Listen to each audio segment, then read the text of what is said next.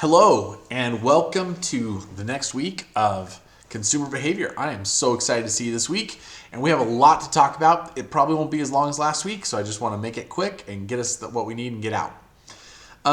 So this week we're going to be talking about American values in general, because a lot of us are going to end up doing marketing locally, I would say, in the United States of America. Now, you might be fortunate to work for a company like I do, where we have international stuff, but I think it's better if what we do is we try to hone in on a market and figure out what's going on, and then move out as we need to and figure that out. So you can do this with any market that you're going to enter, the discussion we're about to have, but we're going to talk specifically about America, the United States of America, and and how we can adapt some of these things that we've been learning to this market.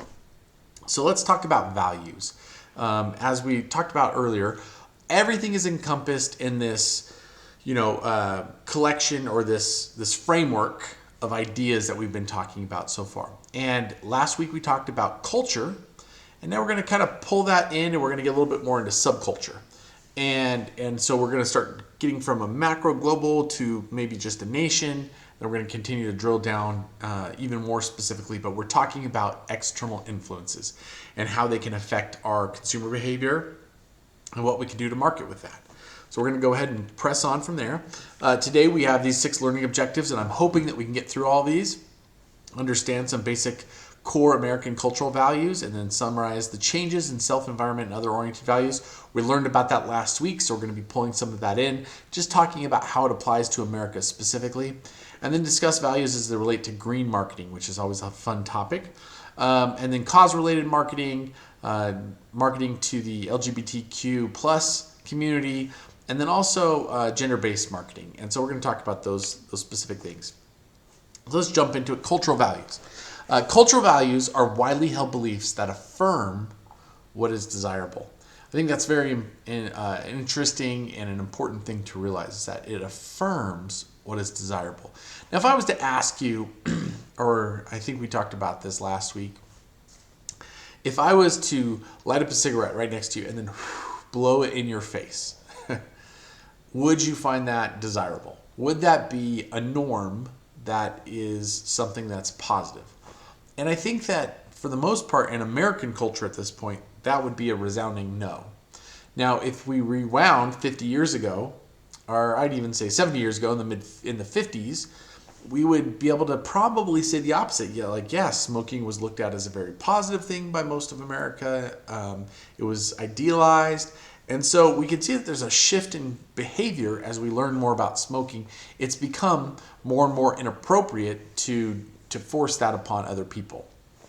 And that's fine. So typically these things happen over time, and these cultural shifts and changes don't happen instantaneously. Now, every once in a while there's something that can really rock a nation.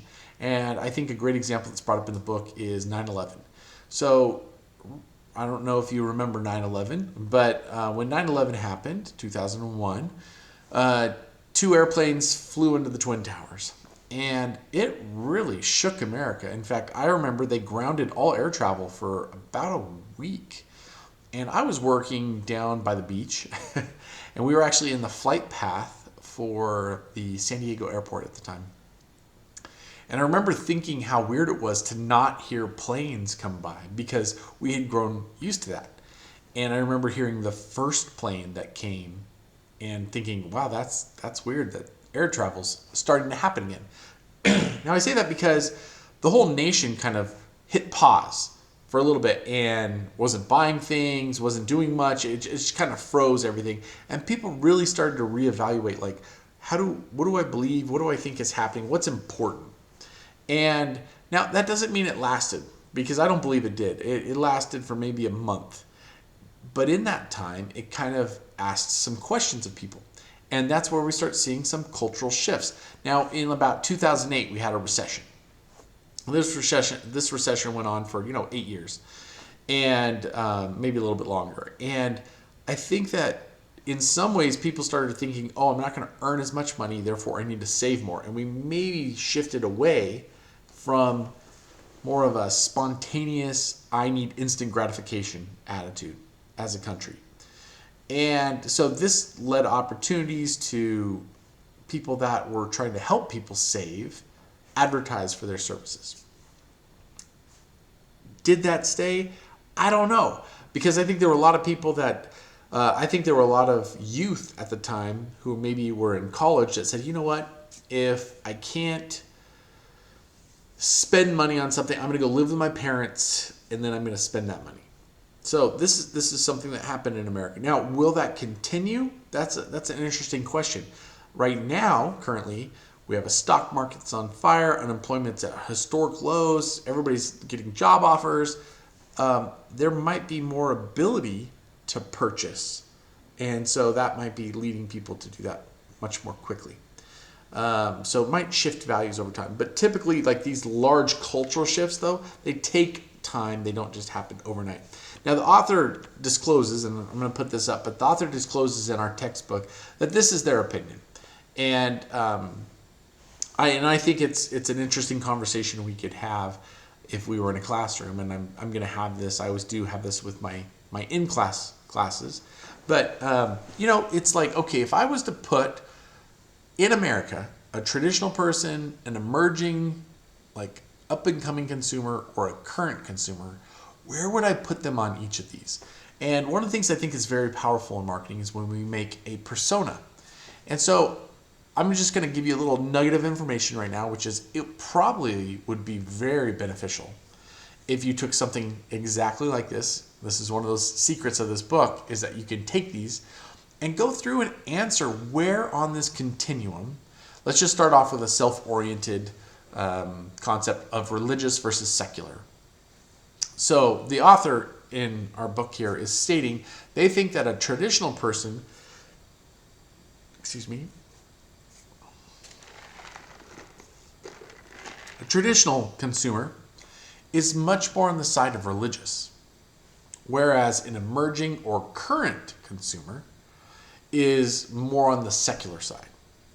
And so if you want to build a persona so that you can know how to talk to someone, it is great to go down and just answer these questions as you go down.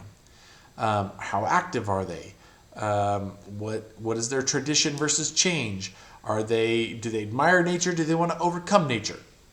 These are all very interesting questions that we can ask that can kind of get us into the brain of the consumer that we're talking about. And that is where power is. So that's why I want you to really see this. And I would say that on page 79 in the book, it is a lot of good information. And it's time well spent if you can go through it and say, how does this relate to the person that I'm marketing to right now, to my actual persona or consumer. So just a brief overview of last week, because all those, we talked about these last week: self-oriented values, environment-oriented values, and other-oriented values. These are the questions that we need to ask, and we could sit here and you could probably just go and read it in the book, but where does America fall when it comes to these values? And I won't do this for all three of them, but I do want to go through this one, and I know we probably talked about that last week, but okay, religious versus secular. Well, a traditional person who's purchasing, it was probably more towards religious, but according to what these authors think, they think an emerging or current consumer is probably leaning more towards secular. Now, there's lots of information about how many people are religious and how many people attend church in the book. So I really, if you're not reading the chapter, you're giving yourself a great disservice. So I would go read that because there's a lot of good content in there. But it's also interesting to see that has probably shifted over time to more of a secular one. Now, the book was written in 2010. And on the next one, sensual gratification versus abstinence, excuse me, I think it's fascinating because the book is insinuating that more current and emerging buyers are probably more towards sensual gratification than abstinence. However, I think we're starting to see a trend right now with the Me Too movement that really is starting to shift even that. And so people are starting to say, can we objectify the body of a person to gain an advantage in marketing? And I would say that it's probably started shifting back to abstinence for that. And I might be mixing those two things together, but I think that's the one that's important for us to realize is that we have Tinder, we have, pornography on the internet. But I think as a general rule, society is starting to shift to saying that not that we can't have sensual gratification, but that it's inappropriate for marketing to use a body of male or female to objectify that in marketing. So I think that's an interesting one, and we're probably watching this cultural shift.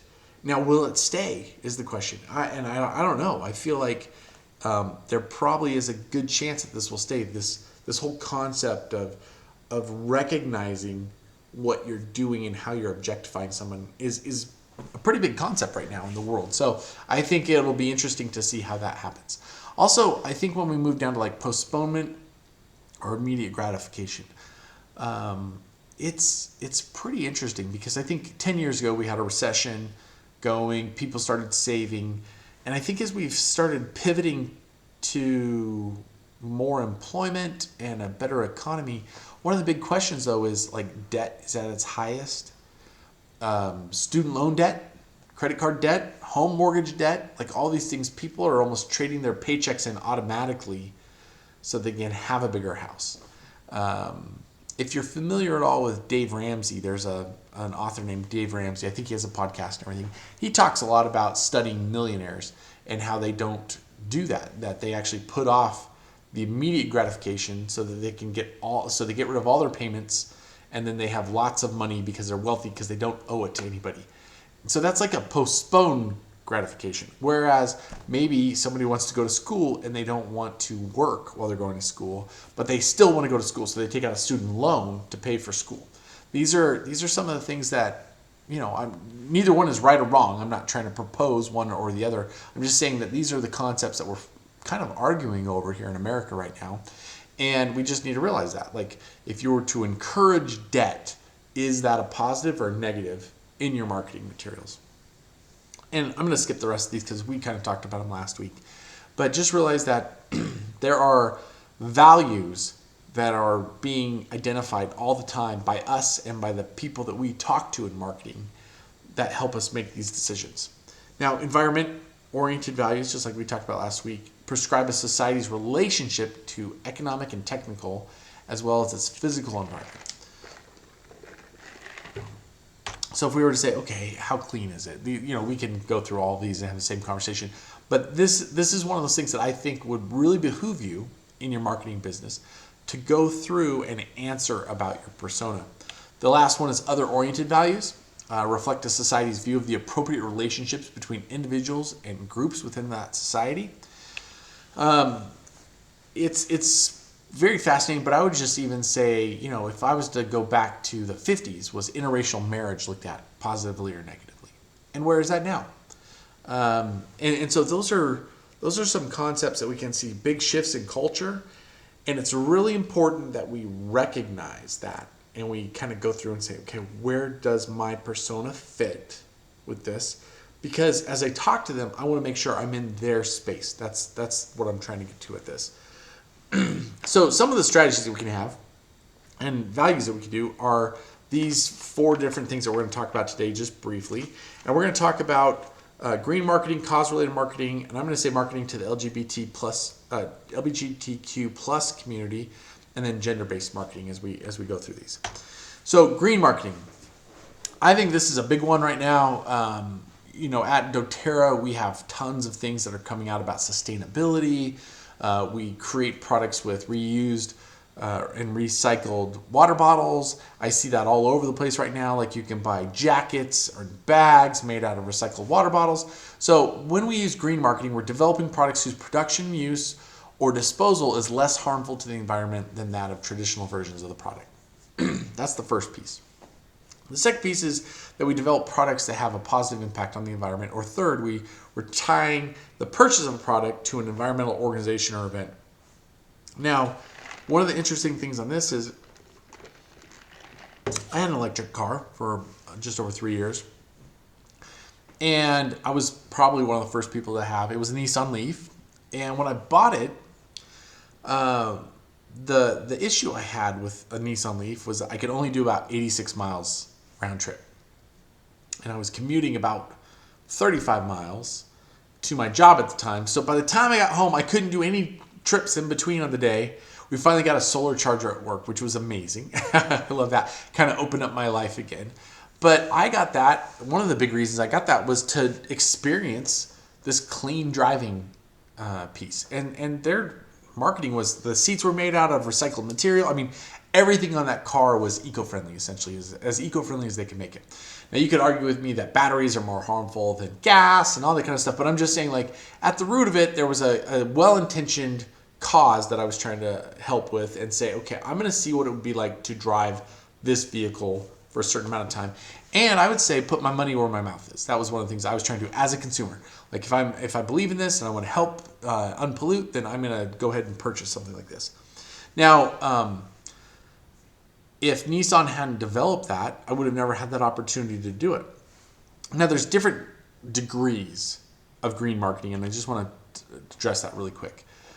Some highly motivated overall and will pay more for eco-friendly. So as we look at the groups, which is a funny one, of what green marketing does, these are the three pieces that we can kind of, the consumers that we can fit them into. Some motivated by efficiency, practicality, and family.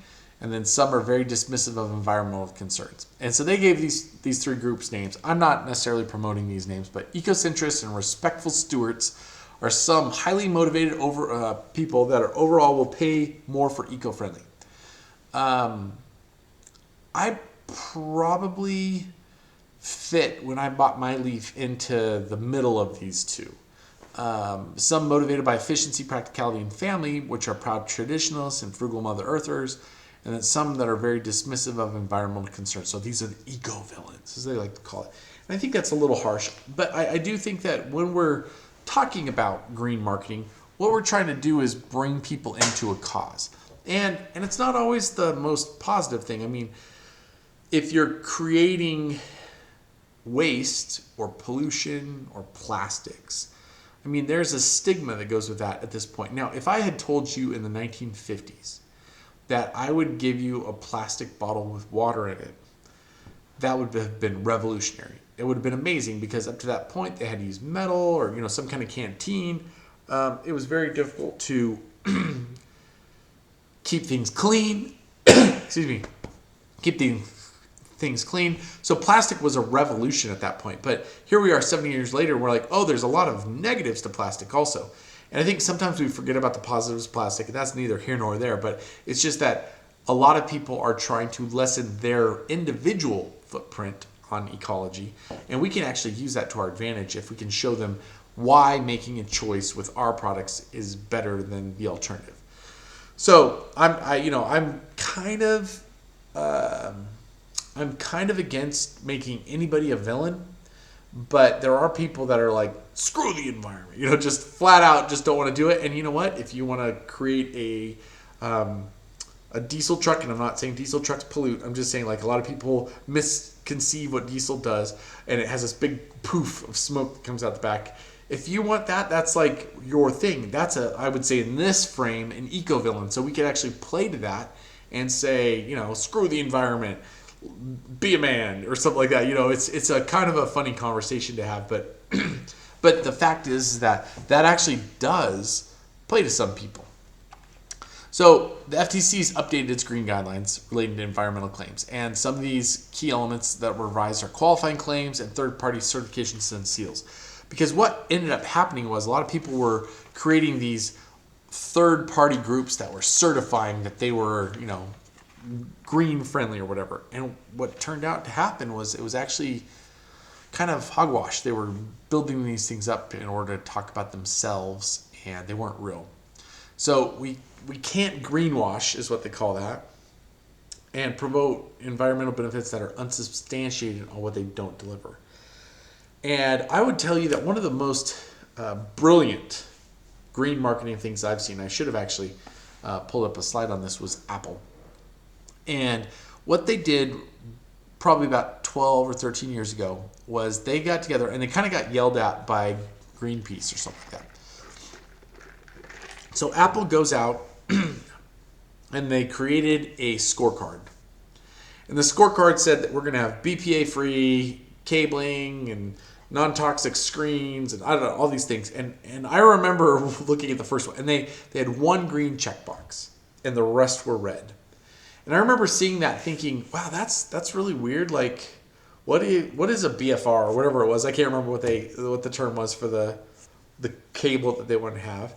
And why would they want to get arsenic out of the screens? And why is mercury a big deal? Because they had put all these things down. Now, brilliantly, they knew their like 7 to 10 year roadmap, and that all those things that were on there were on the roadmap. So every year when they would get up and introduce a new product, they'd say, and this one has these 2 checkboxes now done. And the next year, like, now we have these 3 checkboxes done. And so every year, Apple kind of set the standard. They wrote the report card and put it out there and said, we're not following this, but we're trying to get there.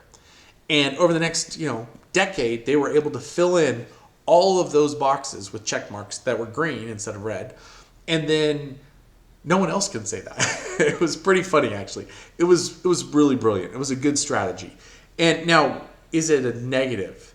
I mean, is it bad that they only talked about those things? No, I mean, they're doing positive things, but they're being smart about how they're marketing their green initiatives. Another brilliant one from Apple was, and I don't know if it's brilliant, it's just interesting because I think they really focus on green marketing a lot. They planted an entire forest of all their trees now. It's in the northeast of the United States, I believe, where they harvest all the pulp that they use for all their packaging. So they're growing the trees, harvesting the trees, replanting the trees, and they have their own forest now that's completely sustainable, so they're not strip mining or taking anything. And they talk about that. And they're like, this is what we're going to do. They've been really big about 100% renewable energy all the way through from their production companies to them. Like everything in that line of having that product be produced is 100% renewable. So I do think that it's interesting to see that they feel that that's important. And enough that I'm sure it's a little bit more expensive, but they feel like they can justify that and continue with it. So I think that's a really good version of green marketing that's out there. I wanted to contrast 2 introductions here. And both of them are eco-friendly green marketing. This is the 2010, I believe, Prius Introduction. And when this car came out, it's the 3rd generation Prius, and Toyota was touting all the wonderful things that it could do that the previous one couldn't, and how it gets 50 miles a gallon in the city or whatever it was. But notice that it was kind of like a dull explanation, and they were just, this is the event, you can see that it was kind of boring. The guy's in a suit, and it's brown. I don't know what he was thinking, but yeah, that's all right. Just kind of milquetoast. And then we can pivot and see that the latest one is the Cybertruck. And I think that Elon Musk is a genius when he reveals all this stuff. But I just love all the cameras up and everything. This is an event. And whether or not you like the Cybertruck, I think that Elon is constantly trying to put sustainable energy into people's hands and in the future. And I don't know if you watch this or not, but it has armor-plated glass, and they had somebody throw ball bearings at it, and it actually broke the 2 windows that they threw the ball bearing at, because it's a huge ball bearing. And there was a big fiasco about that. And I don't know, I would actually say that was probably one of the most, if it wasn't planned, it should have been, because they got more press, marketing materials, because of those windows breaking than anything I've ever seen in a long time. It was everywhere. Everybody knew about the Cybertruck the next day. And I think that we're seeing that these green initiatives are becoming much more powerful, because a lot of people are jumping on and saying, okay, if I'm going to buy a truck and I'm going to spend, I just went to the auto show this last weekend. I think trucks were going anywhere from, a good truck was $60,000 to $70,000. You can get them a little bit cheaper, but like for a decent one is what I would say. And the Cybertruck starts at $35,900. And it goes up to 60 or something like that. And I'm like, wow, they're playing. They're trying to be in that group. Now, is it the same car? We can argue about that all day long. But I'm just saying that I think that there are great strides being made in green marketing to help people feel like they're A, contributing to helping the planet, but B, options for them to be able to participate. That pivots us into cause-related marketing. So cause-related is something that ties a company or its products to an issue or cause with the goal of improving sales or corporate image while providing benefits to the cause.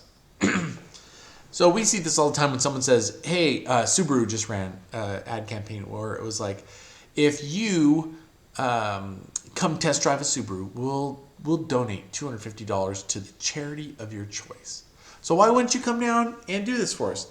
Why wouldn't you? Essentially is what they're saying. Come down and help one of the causes that you'd like to help with, and we'll send $250 there. You just have to drive our car and do a test drive. And I mean, that's when I saw that marketing campaign, that's pretty bold. That's awesome. It wasn't like the person got the money either. That's the interesting part. It's not like they said, we'll give you $100 to the place of your choice. They said, we will donate all of this money to the cause that you want us to. So I think that can be very powerful. And it's one of those things that a lot of companies are starting to kind of get with and realize that they can do that. That they can enlist individuals into their marketing funnels with cause-related marketing. The next topic was the LGBTQ plus community and advertising to them. And so this market was 7% of the population when this book was written. And which had over 16 million people above the age of 18. And the purchasing power of this group was $750 to $900 billion a year. So if this is the case, I think that a lot of companies are starting to find this attractive in a way that they want to market to let people know that they're supportive of it. Now, could this have a negative effect on marketing? Of course it can, but everything can have a positive and a negative. And I think a lot of companies are trying to say, look, we're not on the fence about this. We're supportive of every lifestyle, I think is kind of what I'm trying to say here. Like a lot of companies have started to pivot into that as their default response. And so I remember seeing an AT&T ad about a year ago where it was a couple of guys that were leaving and they had their kid at home. They're leaving them with a babysitter, and the babysitter was just okay. That was their thing. But they were actually showing everybody that AT&T is okay with two husbands, right? And I think that can have a lot of power in marketing. It can allow someone to feel like they're part of your group. You can start communicating to them. One of the things that we try to do all the time is ethnicities. We'll talk more about that next week, but just make sure if you take a picture with different ethnicities in the photo. So like we'll take a picture of two people and then we'll swap them out, put two more ethnicities in there, and swap them out, put two more in. And that way, when you have it in the appropriate market, it actually identifies with the person and doesn't seem, for lack of a better word, whitewashed. And so that's a very important piece here to this. So when you're marketing to this community, the LGBTQ plus community, it's important to just address these topics. Does the product need to be modified in order to meet the needs of this market? Should the firm advertise in these different markets and with media using standard ads, or should we change it? Should we alter it in some way? One of the easiest ways to alter it, and you see this all the time, is by putting up like a rainbow flag or a rainbow aspect to something. And at this point, I think that kind of stands for something. And so somebody might ask me about that. Like, oh, well, what's that? I mean, you have a Pride Watch band from Apple and stuff like that. Like, there's lots of ways to show support, but market to this group is probably how I'd like to put that. Should it advertise in the LGBTQ plus media using ads with these themes? To what extent should the firm be involved in LGBTQ plus activities? And should its ads in mainstream media include LGBTQ plus themes? I know that there was, in my previous company, we did a parade and we sponsored a float. And we were trying to show support. And the question was, did we get anything from doing that in this event? And I think our answer was no at that particular time. It doesn't mean it was a negative. It just means we didn't see a business case for doing that in our particular market with our particular product at that particular time. So these are things that we need to be willing to address. And I also, because we're here in Utah, I would just say that what we need to do is make sure that we are being open to realizing that advertising doesn't only happen in Utah. And this is something I always like to just caution everybody at UVU about, which is, we're in this little valley, which is a pretty different experience. And you have to make sure that you are, if you're going to work for a large company or you're going to work outside of Utah, you have to be willing to kind of like pry back a little bit from maybe what your opinion is of whatever topic, and realize that, we need to market to everybody. And that's typically what we have to do. So these are some interesting concepts here. Now, finally, gender-based marketing.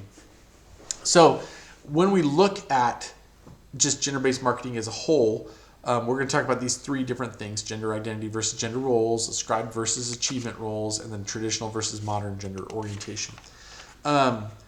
This has become quite a topic, I think, in the U.S., and to the point where it can start having some negative connotations if you do it improperly. And I think we have to be very careful as marketing individuals to not overplay or underplay. If we were to show, 1950s, once again, we're going to go back to the 50s, 1950s housewife with her dishwasher and her apron, and she's got a pie, and she's smiling as the husband's home smoking a pipe, reading the paper, and the kid's got his Boy Scout uniform on, and the daughter's got her pigtails. I don't know if that would play very well. In fact, I'm pretty sure it wouldn't play that well right now in the United States. So one of the things we have to do is just address what's happening. So a great example in the book talks about how gender roles have been shifting. And I think the stat they use is that 50% more of women are working outside of the home than they were in 1970.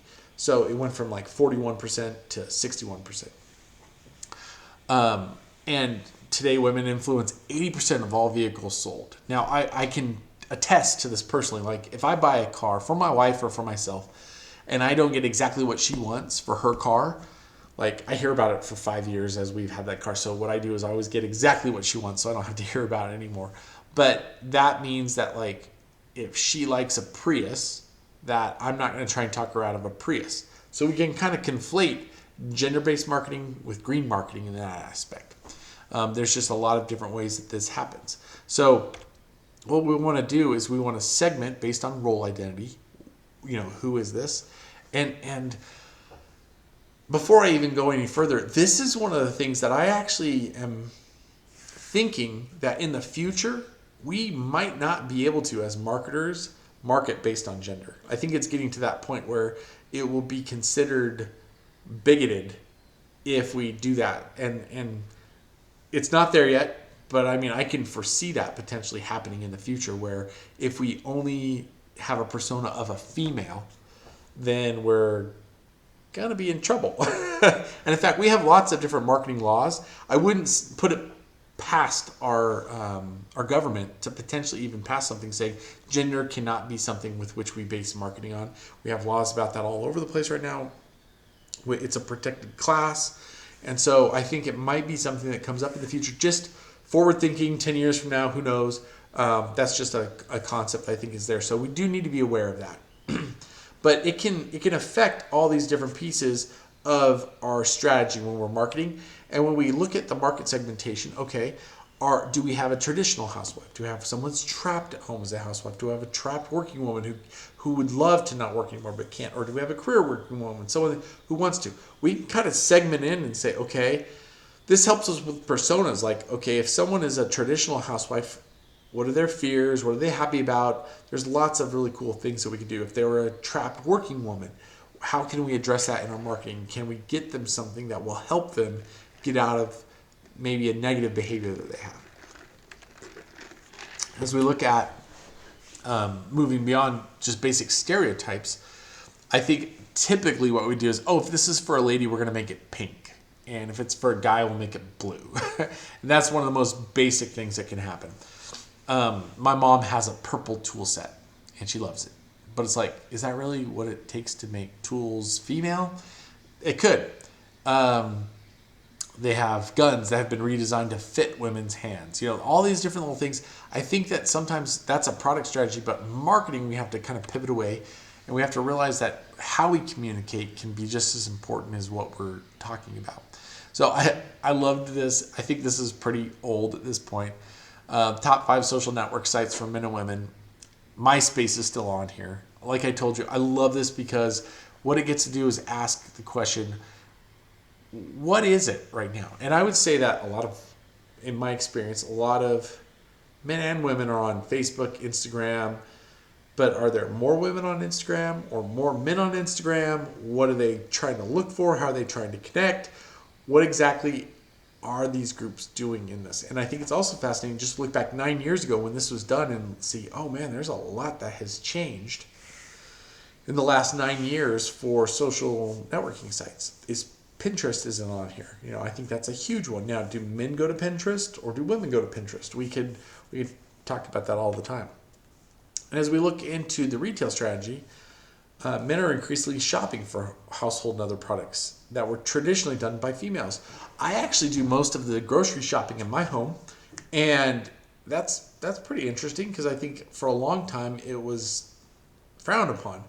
I was a stay-at-home dad for 4 years. I love that part of it. In fact, when I became a stay-at-home dad, I really loved shopping. That was one of the things I like to do. And I like being able to make the list and go find it for a good deal and have meals prepared in my head that I'm going to go do. At home, I would say I do probably more, if not just as much, chores around the house as everybody else.